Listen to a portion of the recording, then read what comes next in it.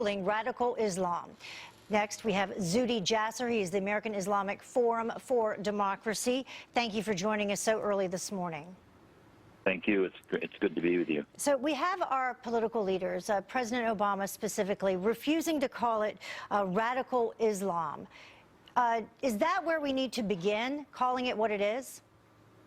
Well, you can't treat something that you can't even diagnose. And Muslims and Islam are in that time in history that our founding fathers were. Imagine the founding fathers not being able to identify Christian theocracy as the problem. The American Revolution would have never happened.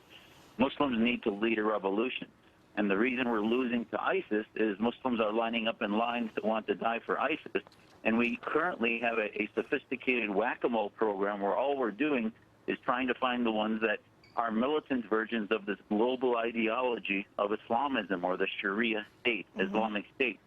Until we have Muslims wanting to line up in lines to die for American freedom, for liberty, for the free speech, anti-misogyny, anti-homophobia, all these aspects of the Islamic theocracy need to be confronted. And our Muslim reform movement is doing that. Unfortunately, Homeland Security, politicians, universities have completely been missing in action in taking sides within the House of Islam.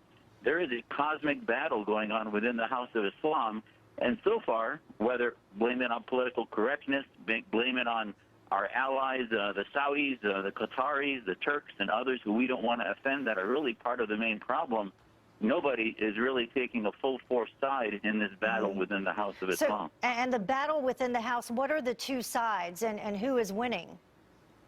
One side is the side that believes in freedom and the separation of mosque and state. When we formed the American Islamic Forum for Democracy in 2003, our mission was not to counter terrorism. It was to separate mosque and state and defeat the Islamic State. Today, people are finally understanding why that was our mission. Currently, the Islamists are winning. Not only are they winning elections after the Arab awakening, be it the Muslim Brotherhood, the ISIS takeover in Syria, the Islamists of Khomeini of Iran, and the Wahhabis, but nobody's really helping this third pathway in the Middle East, aside from the dictatorships of the old military dictatorships of the 20th century and the theocrats. There has to be a third pathway, and we have to really believe that that is a possible transformation for the Muslim world, because the only other option is to somehow think that we can build walls around this, and never mind the fact that these are American citizens anyway that are completing most of these acts. And we can't build a wall around an ideology that has a potential constituency of a quarter of the world's population. I wanted to ask you about what this particular crime was being called almost immediately. People were calling it a hate crime, talking about countering violent extremism. How does that help or hurt when it comes to tackling the issue, the bottom line issue?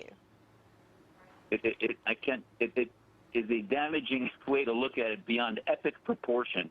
Because when you can't identify it as political, Islamism, theocracy, is by definition a hate-inspired ideology. So sure, hate is part of it, but we continue to try to put our own 21st century paradigms of hate crimes and terrorism and other things into a battle that really is a 13th, 14th century battle that America is a part of, because Islam is using us as collateral damage as they divide the world into the land of Islam and the land of war. So we can't continue to use the tired old 21st century American paradigms of crime and terrorism and hate and gun issues, when in fact this is an ideological battle. None of these individuals, for example, will be found in background checks because they typically may not have previous crime records.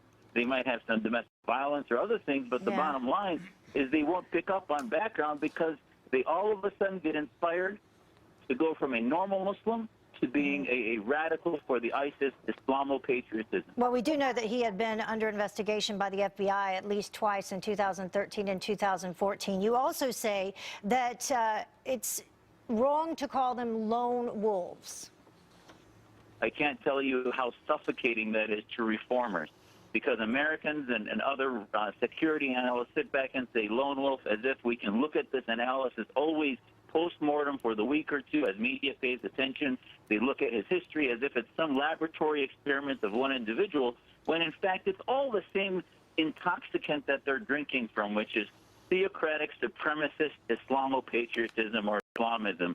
And there's packs of millions of these wolves, each have their different form, but just because they don't communicate with one another doesn't mean they're not drinking from the same intoxicant. It's like saying two different cocaine addicts are not part of the same disease. It's the same disease, needs the same treatment, and by calling it lone wolf, we're becoming complacent into thinking, well, there's no way to predict it because they were self-radicalized, which is nonsense. Zuhdi Jasser, thank you for joining us. And I believe I'm going to be talking to you in the next hour as well. Thank you. Yes, thank you.